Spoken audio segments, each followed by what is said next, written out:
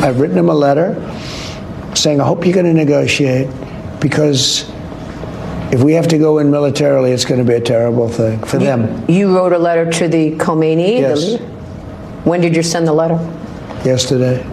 And you said you better negotiate, or we want you to negotiate? I didn't say you better. I said, I hope you're going to negotiate, because it's going to be a lot better for Iran. And that's President Trump revealing exclusively to me last month that he sent a letter to Iranian leader Ayatollah Ali Khomeini about holding talks over Iran's nuclear program, with the Ayatollah immediately rejecting the overture. However, despite that initial response, the two sides met in Oman yesterday for direct talks, with U.S. Special Envoy to the Middle East, Steve Witkoff, meeting with Iranian Foreign Minister. Joining me now in this Sunday Morning Futures exclusive is His Royal Highness, the exiled Crown Prince of Iran, Reza Pahlavi. Reza, great to have you this morning. Thank you so much for being here. Before I ask you for your assessment of the meeting yesterday, the beginning of these talks, can you assess the capability of the Iranian regime right now? How strong are they really right now?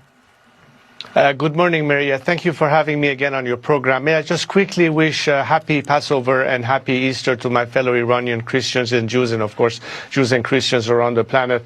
I hope one day we'll be able to celebrate in total freedom our religious liberties.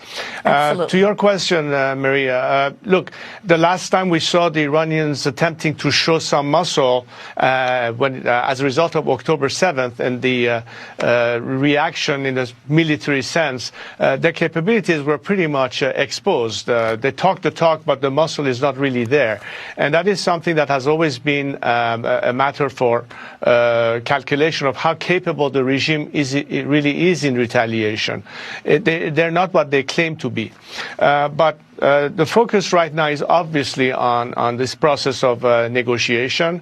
I will not be able to comment prematurely on a midstream as to how it may end up, but I think the key point is that I don't think this administration thinks that they can have a JCPOA 2.0.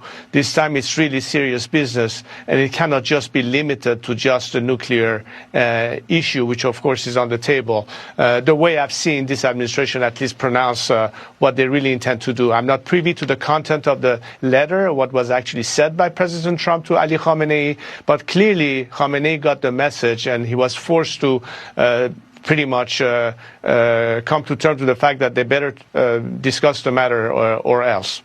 And it's quite significant that they agreed to have direct talks, right? In the past, it's been indirect talks with a mediator. Yeah, of course, we're not there to see how direct it is. Is it a 2-minute handshake or hours sitting at the table going back and forth? That part we don't know. Bottom line, I think the important element here is to see that if indeed there is a solution, how is it going to be spun? The regime is already trying to show this as a victory for themselves.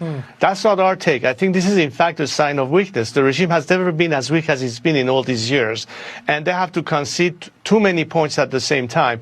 Either way, the regime is losing. The question is, should the Iranian people benefit as a result, as opposed to contemplate the possibility of confrontations on their homeland? Well, we're going to take a short break, but President Trump has been very clear. Iran cannot have a nuclear weapon. I want to ask you if you think the Israelis, backed by the U.S., should destroy their armament that is hopeful to lead to that. We're talking with the former Crown Prince, Reza Pahlavi. We'll take a break and we'll be back on Sunday Morning Futures. Stay with us. Welcome back, and we're back with former Crown Prince of Iran, Reza Pahlavi. Your Highness, quick question for you. Would you support Israel, backed by the United States, destroying Iran's capability to make a bomb, a nuclear bomb? Maria, I've been arguing this point many times before, and both on the Israeli side and the American side, they are not new to this argument. I've always said that one of the elements missing in the equation, and as a game changer, are the Iranian people themselves. Going straight from failed diplomacy to military confrontation eliminates an option which is the most rational, logical one. And the reason I say this is because, contrary to this regime, that has been a warmongering regime, and they cannot be true partner in peace as peacemakers. as opposed to a nation and a people that want to have friendly relations and cordial relations with our neighbors and the rest of the free world. Why not give the Iranian people a chance before you have to resort to more dire scenarios of confrontation? And that's an opportunity to bring the regime down at the hand of the people of Iran themselves. Because if in this window of opportunity we miss this chance, then of course you'll be forced to take those measures. Okay. And as grudgingly as it is, we cannot be unrealistic that it could be the consequence. Reza, it's great to have you. Your Highness, thank you. Reza Pahlavi, thank you for being here. Have a great Sunday, everybody. Happy